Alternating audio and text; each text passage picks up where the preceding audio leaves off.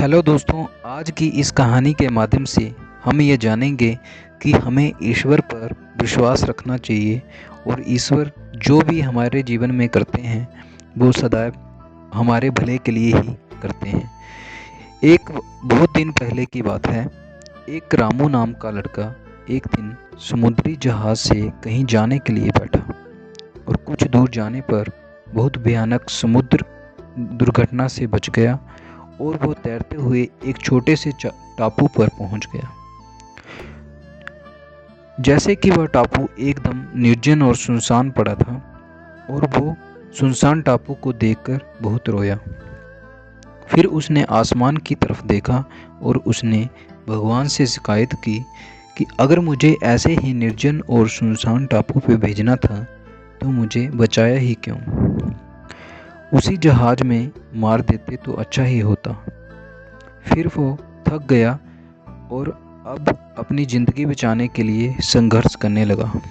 उसने जैसे तैसे अपने रहने के लिए वहाँ की सूखी घास से अपने लिए एक घास की झोपड़ी बनाई और उस झोपड़ी में खुशी खुशी रहने लगा।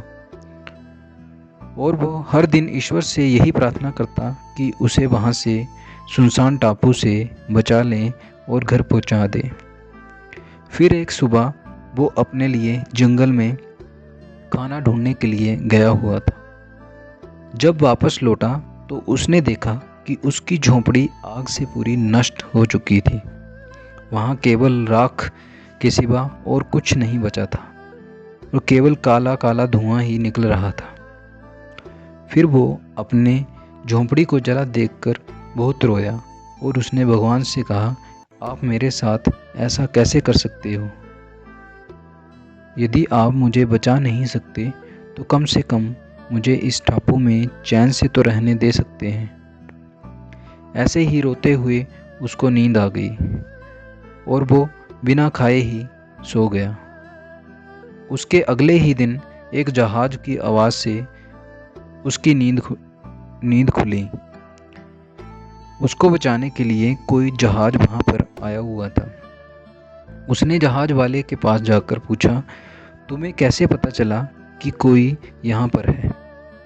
तो जहाज वाले ने जवाब दिया, हम इधर से गुजर ही रहे थे तो तुम्हारे काले धुएं का सिग्नल देखा और हम यहाँ अपनी जहाज़ लेकर आ गए।